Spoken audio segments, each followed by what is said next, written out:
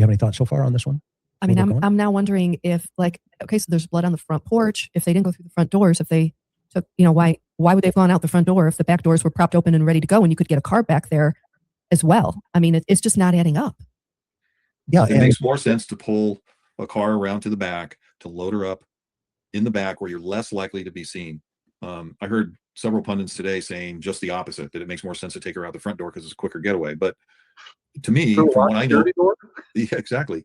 And then and I understand that maybe you can't see that front porch from the road, but you're going to still have to take her down the walkway to the driveway where the car is parked, toward the front of the house, as opposed to toward the back of the house where that little guest house is and where the gate is and all that. So to me, it makes more sense. And now that we know, as you said, both of you have said that, we know from Savannah that the doors were propped open. That makes all the sense in the world to me. Just use Occam's razor. Yeah, exactly. If you need to move a large object from the house, are you going to go through the path that has been cleared with doors propped open? Or are you going to select a deliberately more difficult path, which will involve you unlocking a door, wrestling with a front door and then a metal security door? Does that make any sense that you would do that? Yeah. Not carrying the victim over your shoulder, especially. Or carrying the victim, period. Yeah. If the purpose is to move the large object from the house, you take the path the fact that the doors have been propped open suggests pre-planning that an actual egress route had been established at the time. I don't understand why you would then go to the front door. It might be, might be that the blood was staged.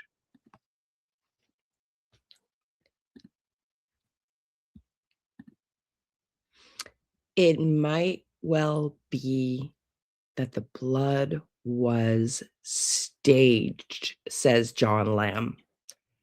This is the point of our discussion today. Also, are you guys watching me, John? Karen, you look beautiful. Chris, I totally believe with Chris's assessment. We're going to play that in a second here, because when he puts it the way he puts it, it's incredibly interesting. But John also, I think John and Maureen O'Connell might be watching yours truly, the psychic here. You tell me what you think. As I described in my, I got to laugh because I tapped into John after last night and Maureen. And John, like I said, when I can afford to buy one of your books, I will. I'm looking forward to it as an author who's writing my own book right now. So John says, maybe the blood was planted. And then later, when his screen goes blurry, I'm going to show you the moment. He's like, maybe I'm disappearing. Poof. I'm going to show you. Because I think he watched Chris McDonough on the Interview Room runs the Cold Case Foundation. And I'm pretty sure Chris and Kelly Snyder from the Find Me group that I volunteer with know each other. And anyways, John's reference to, oof, maybe I'm disappearing, I think is referencing my remote viewing when I describe Nancy getting in the car and dissipating. And I'm not laughing at John. It's because when I tapped into the energy, I could hear John going like, fucking psychic is going to solve this. Is a fucking psychic. Yes, boys and girls, we are in the new age. And as astrologers have said, 2026, the astrology hasn't happened for like hundreds of years. So we're going to see new things, and hence the UFO talk. Hence how much psychics have become a part of the conversation when JLR was out there in this case. And now, listen while I find the poof comment. And then Maureen O'Connell, it doesn't take a psychic to see the emotion. That was yesterday's video. So yes, I think they're watching, and I get old school thinking and new age psychics. But here's the thing. After I'm going to show you these clips, but I want to just say we've heard every cop talk about how this case makes no sense. This case makes no sense. Perhaps an out of the box thinking might be what's needed here, an approach that's different. Yesterday was heart-wrenching to hear Savannah talk about, we really have nothing. We don't know anything. And then we hear, inside sources saying they got nothing. They got leads, but they got no suspects. They got no real tangible leads that can lead to a suspect or an arrest. So I want to show you those two clips just for, fun. And then today, I want you to walk through with me a scene.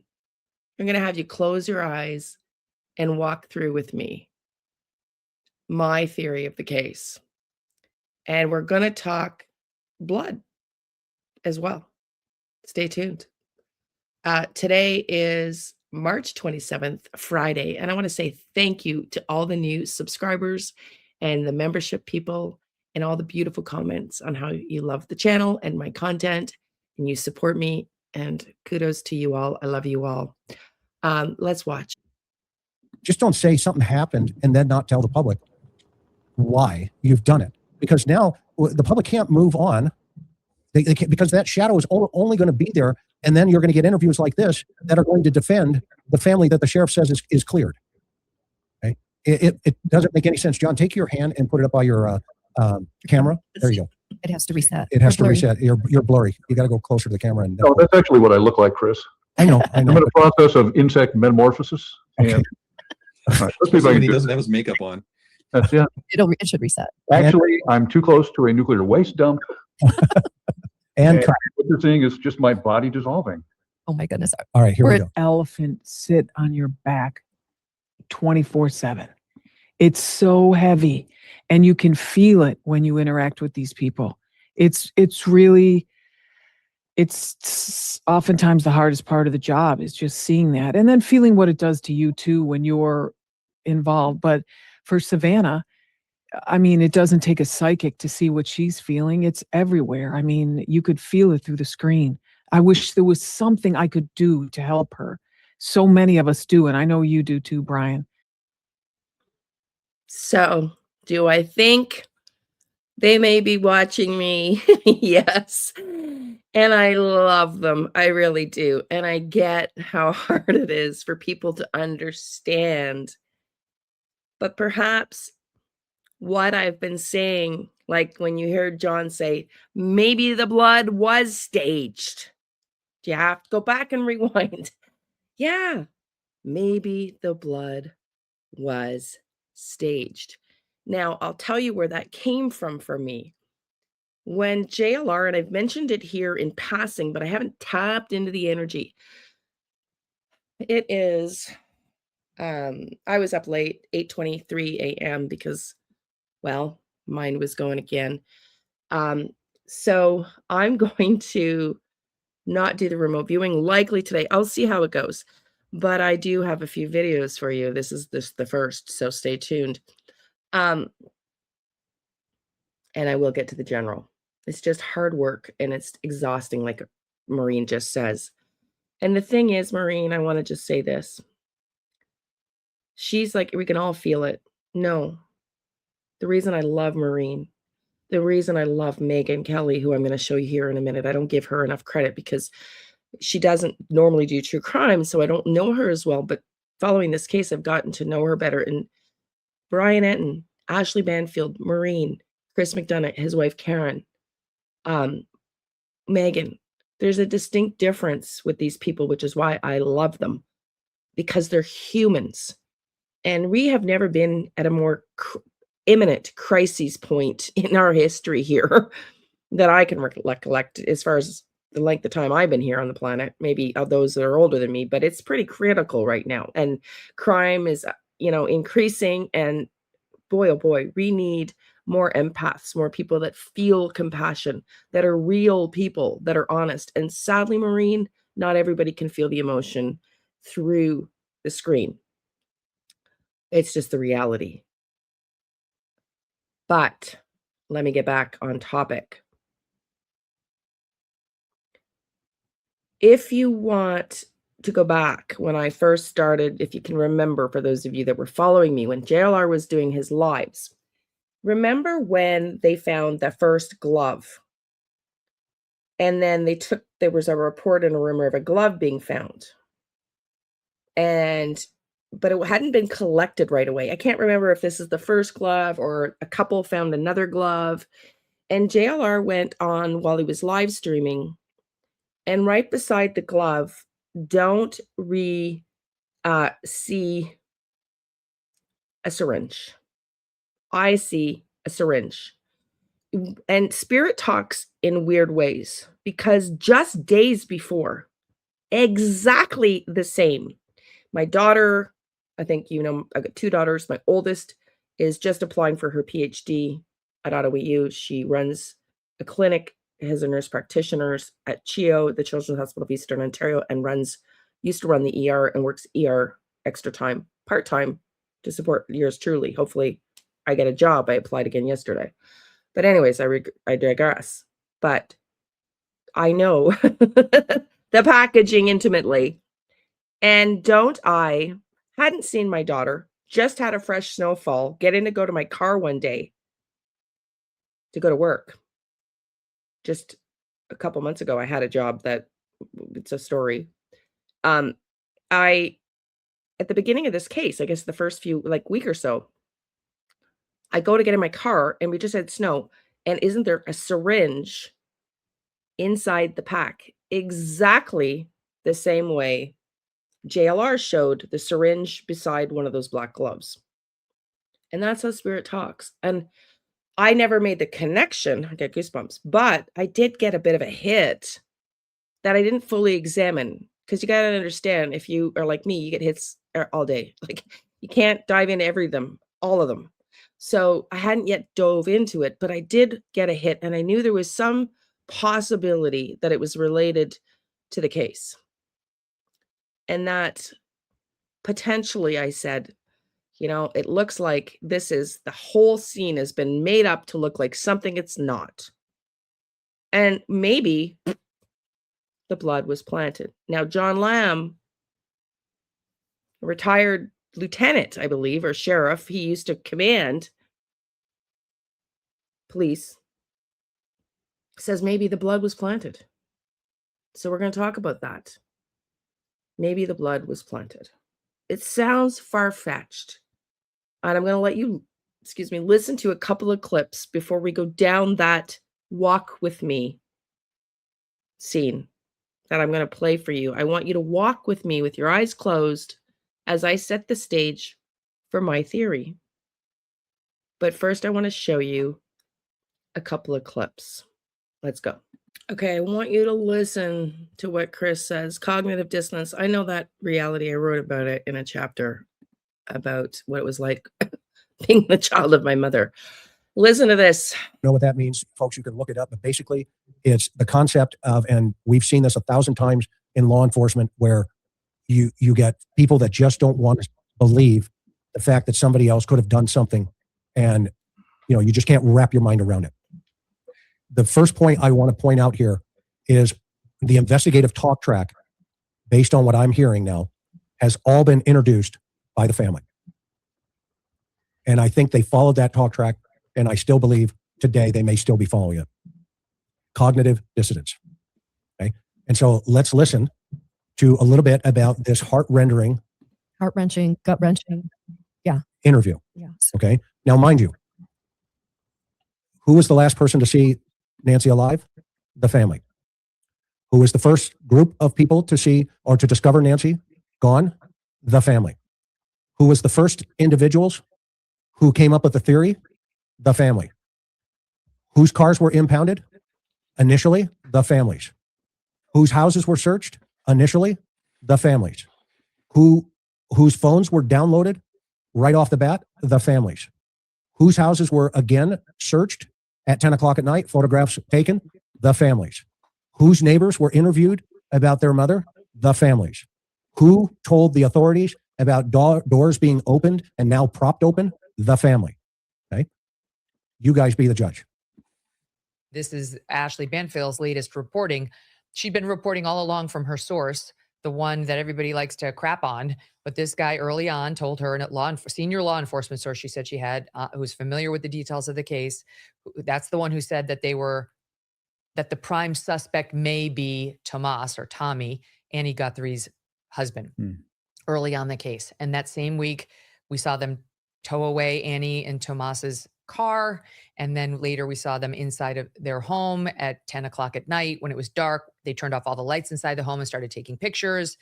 In any event, since then, we've been told, at least, our own Chad Ayers reported, he cited a rock solid source, he has boots on the ground there, that the family's all been given polygraphs and, quote, passed with flying colors.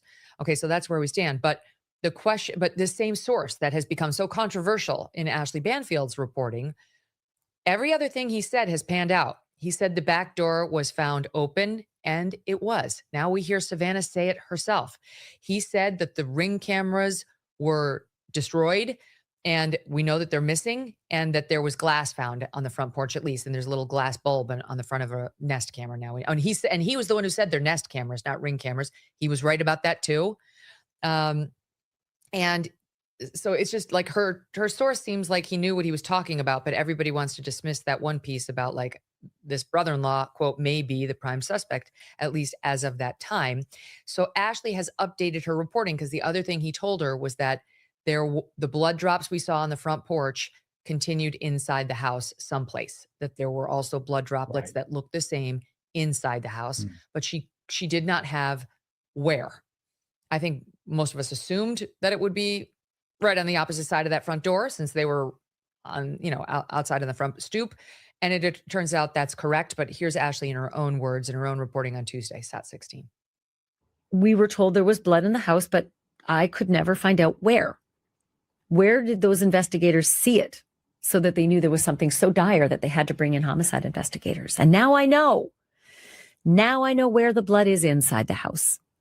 And it is a fascinating piece of data because it is right in the front entrance of the home. Front entrance, front hallway, whatever you want to call that front entrance. But the blood now in the front entrance of the home is a significant detail about this crime. Just in the front entrance, not in the bedroom, not in the kitchen, not in the living room, not in that family room. The front entrance has a pattern of blood that is the same as it is outside, and it goes over the threshold out the door. Okay, I understand that it's an awful lot to believe and jump to my theory here. But I want you to close your eyes and I'm going to paint a picture. I say close your eyes because you can imagine it a little bit better, but choose not to. We all can agree something ain't right with the guy wearing a gun on his crotch. Okay. I had said in my report to the FBI was familial proxy. Dr. Gary Bucato on the Interview Room talks about this. And why everybody was so confused at the beginning is because he's like, you guys are confusing it because there's the chef and the cooks. What we just heard, in my opinion, just an opinion, the chef, potentially a family link, right? What if the chef has a debt? The person that family member's debt is owed to discovers who their mother-in-law is. And this is a plan to pay back a debt. But something goes wrong, as I said from the get-go. I said I thought it was tomato on the front porch. And if you see the video that I showed about comparing what Monk's Intrigue did, the duck walk, how I said my energetic print made sense that that was him. And the only reason I questioned it, and no shade to Nancy Grace, was because Nancy Grace showed a tattoo, which we know Tomato doesn't have. But then I also heard Nancy Grace report that the FBI had gone back to El Churro, and then JLR goes live and the cook says, no, if they were back here questioning us, we would have had to shut the restaurant down and I would know I'm the chef. So no shade to Nancy Grace. I just don't know that her reporting is something that I would state something on now. But Ashley Banfield is a whole different ball of game, in my opinion. And nobody has questioned her in the reporting industry. Nobody. Chris, you just heard, is still at the house. He runs a cold case foundation. He's got an incredibly impeccable track record for solving crimes. John Lamb was his boss at one point, and John's like, maybe I'm going to disappear. Gotta love him. But something that one of the guests that Megan has on, a retired FBI agent, says something so curious, and I'm going to play that for you before I walk you through. And this is what Kelly has said, Snyder, who was a DEA agent, right? Who founded the Find Me Group in 2002, 24 years ago, that he finds using psychic mediums solves cases faster. So I'm out here putting my theories out that sound like they're whoa, and they are. But now the professionals like John are going, maybe the blood was planted. Let's watch this last little segment, and then I'm going to walk you through my theory. I want you to listen to this because I also reported to the FBI, and I said all along that I think the 2 of those ransom notes, at least, were real. And I said that in my report to the FBI. And I want to say this before I show these clips. Nobody ever thought, they all dismissed, for the most part, the kidnappers' ransom notes. But Savannah, you're going to hear here, and we played yesterday, believes those ransom notes were real. At least a couple of them, she says, the 2 they responded to. And everybody's saying, well, why would somebody be stupid enough to send a ransom note to TMZ? I said in my report that I believe that there's a father-son connection.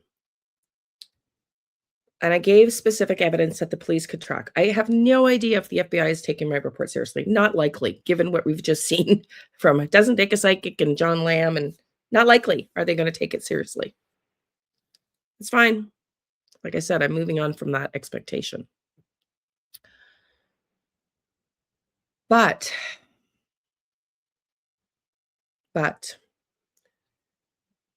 I also said that I thought this report was real, that the son maybe raised himself for a part-time in a high school that I gave them specifically that they could connect to the father and son, who I believe were the hired by proxies.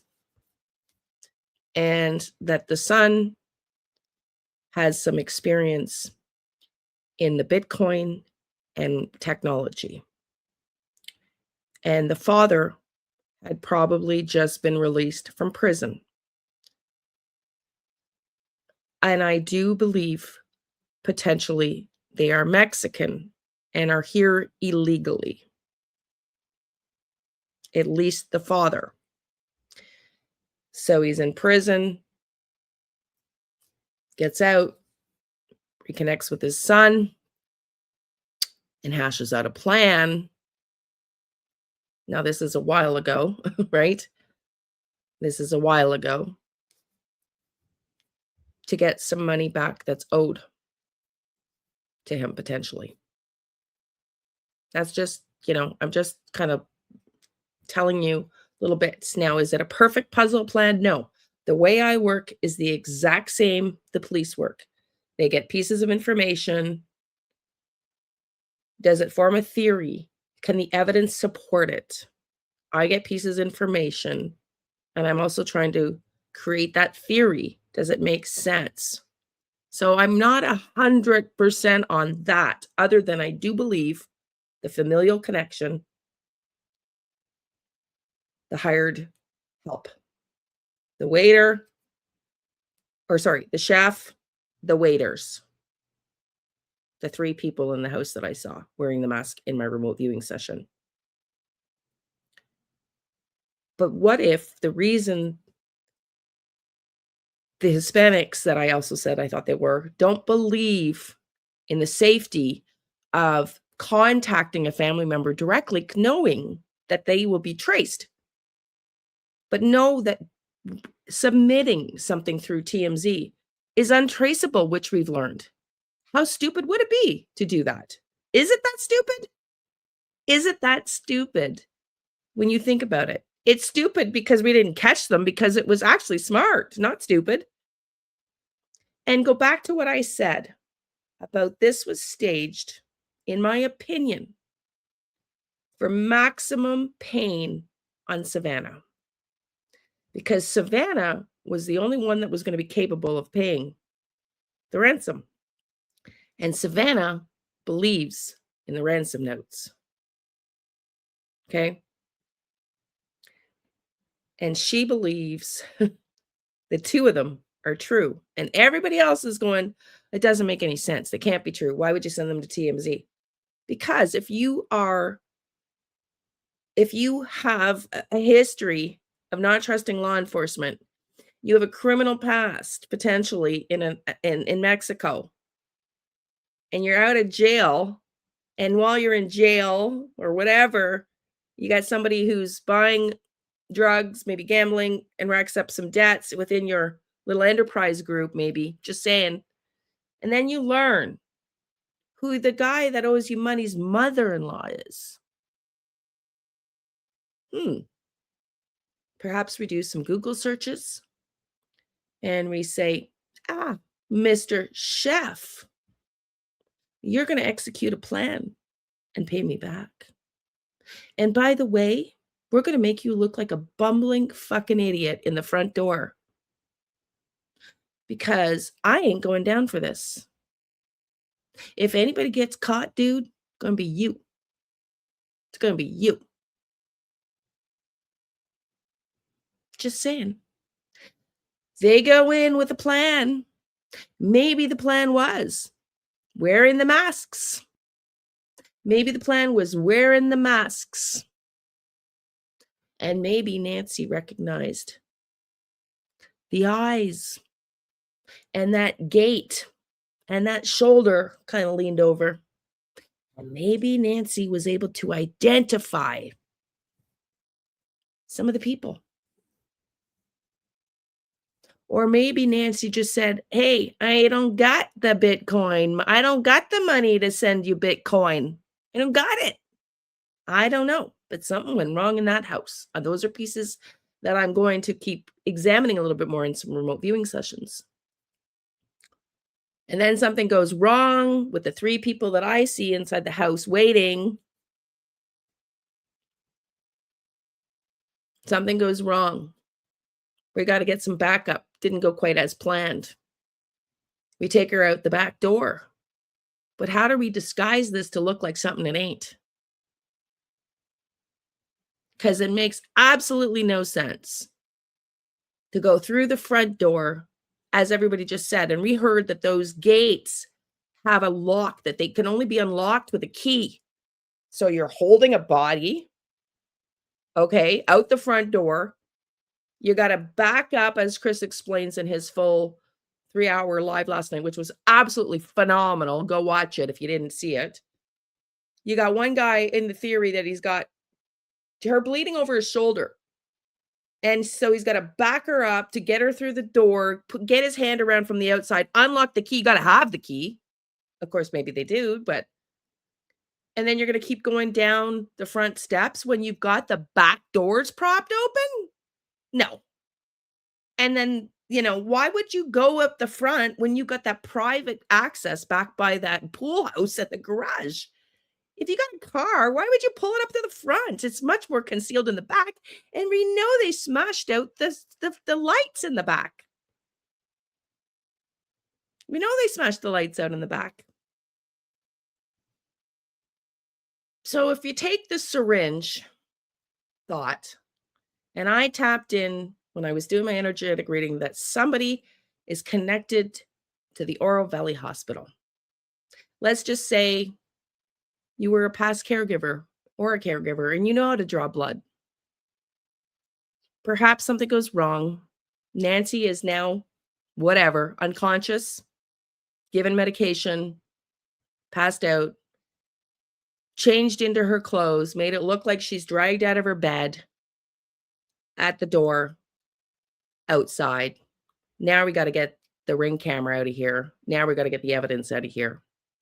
And maybe when we came in through the back before Nancy arrived home, we had no problem with those jammers because, or they didn't notice the cameras on the top, but we know the cameras on the top of the pool house didn't retrieve anything that night. And then we go around the front and whoa, we see now that camera didn't get disabled. So we got to take that one down. It's a stretch. I get it. It's a stretch. And I jumped ahead because I thought, well, I'm just going to tell you what I think. But now it's possible. It's a wild theory. I get it. But everything in this case is effing wild. So now I want to play you a clip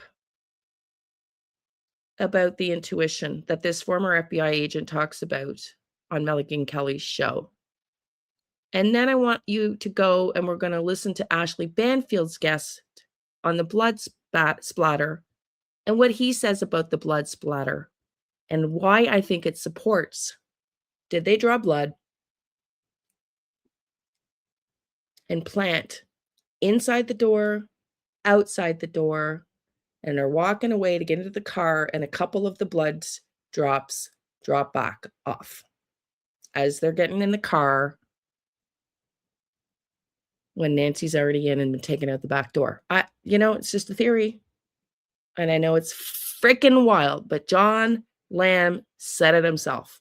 Maybe the blood was staged because it absolutely makes no sense to have blood there when the back doors were propped open.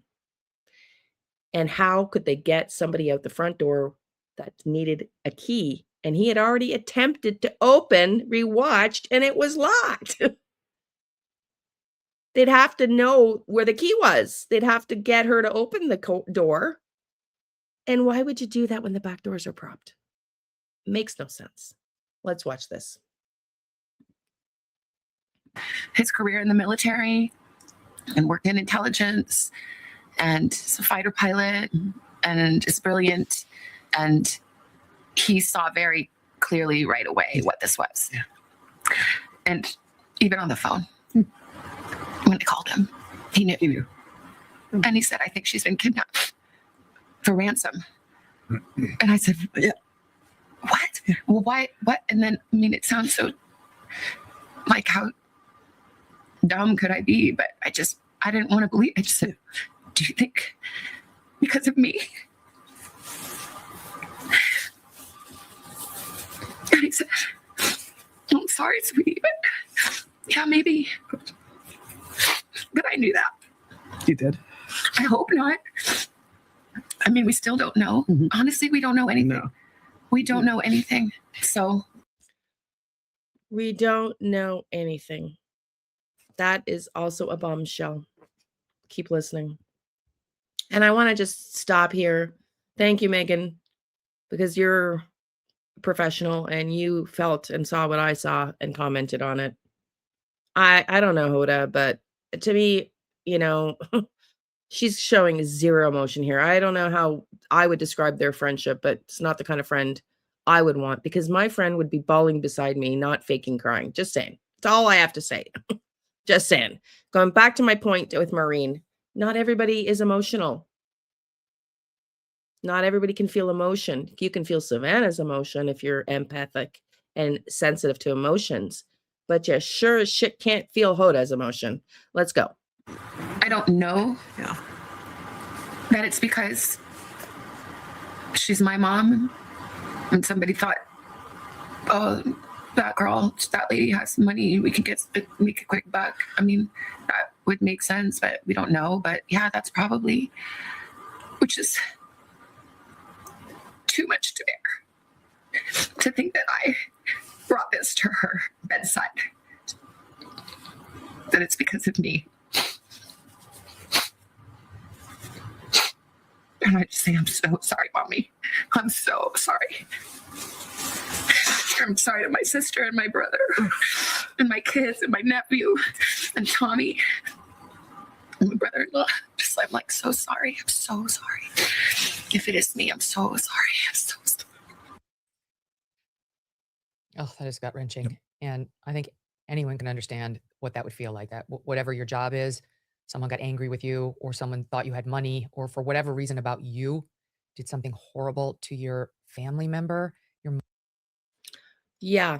Okay, let's fast forward. That is gut wrenching, but I want to fast forward to what the gentleman right beside his name is escaping me at the moment. The guy with the tie, the blue tie. Listen to what he says about intuition, because it's true. So, James, do you want to weigh in on this? Yeah, You look like you do. I really did. Thank you. Let's go back, because I think your listeners are probably James. seeing your clip, and then they're saying, "How does a brother go there that quickly?" And it's very important. Later on, brother-in-law? Savannah will talk about her sister's intuitive ability, but this is what's happening here. Is Oh, the not brother. only Okay, I see. Savannah's intuition, but her brother's intuition is pinging here. So what's happened is intuition operates at the subconscious level faster than a computer, and they're putting it together very quickly. Why? Because Savannah's a Intuition occurs faster, is what James Hamilton, the former FBI supervisor special agent says. Listen again. intuitive ability, but this is what's happening here is Oh, the not brother. only Okay, I see. Savannah's intuition, but her brother's intuition is pinging here. So what's happened is intuition operates at the subconscious level faster than a computer, and Intuition outbreaks at a subconscious level faster than a computer. This is a former FBI agent. And that's what Kelly Snyder used to say, the DEA, retired DEA agent, founder of the Find Me group, when he worked with psychic mediums in his cases, when he was active in the field, that he found he could get there faster. So, am I ahead of the curve? Am I right on everything? Hell no, not even close. Am I going to be right on everything? But there's some things that I've said that are starting to maybe be looked at, maybe as a possibility. Was the blood planted? Let's talk now and watch Ashley Banfield's blood specialist. So this is the new evidence that I've learned about from my sources, that the blood dripping pattern, which I had already learned was the same, I just didn't know where. I now know it is on the other side of that front door, inside the home. That's where that blood is, in the front entrance of Nancy Guthrie's home. If you were to walk through the front door and say hello, that's where the blood pattern is. And so I wondered, well, then what happened there? What happened? And I have reached out to somebody who is really good at this and a lot better than I am, Dr. Peter Valentin. And I'm so glad that he joined me on this, because I really needed someone to sort of tell me not only about this new information about where the blood now is, crossing over the threshold of that front door, but also the shape of all the blood drops and the verticalness of them. and that thing that everybody thinks is a expiration pattern. And he's so much better at this than me and a whole bunch of folks on the internet, because he's got other theories about that expiration like stain. Don't get too caught up on it being an expiring kind of stain. He's an associate professor. He's got a long title, so I have to read it. Sorry.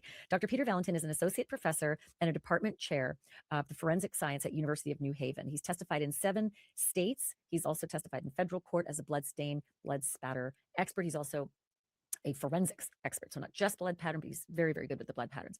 And so I asked him a lot about what this new information tells us, and also to give me his, expertise on the blood pictures that we've seen outside. He's got a lot to say. Don't go anywhere. You have to hear this, because it's not what I thought.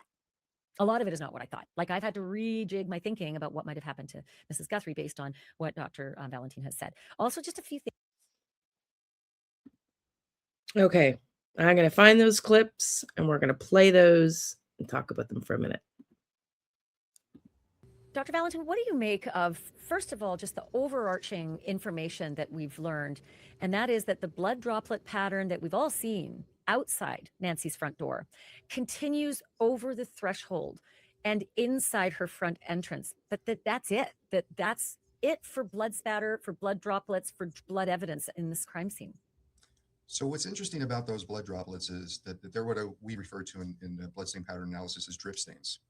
And drip stains are probably the most common stains that we see, and they are what they sound like.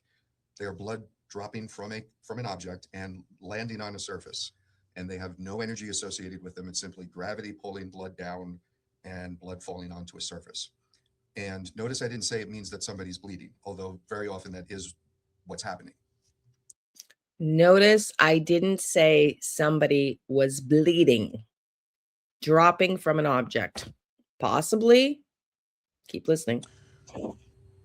What could be happening here is that, and we're all assuming that is Nancy Guthrie's blood.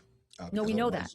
Yeah. We do know that. The sheriff confirmed it's hers. Okay, right. Because otherwise we'd be doing forensic genetic genealogy on that unknown blood. But what it means is that an object, most likely Nancy Guthrie, is the source of blood outside the threshold, right? So outside the door. But where it stops can mean one of 2 or even more things. One is that she is put into a vehicle. It is she or somebody sees that she's bleeding and then stops it, right? Puts a towel, puts a hand, does something to stop the bleeding. The other thing it can be is that she is repositioned. And the repositioning changes the blood flow.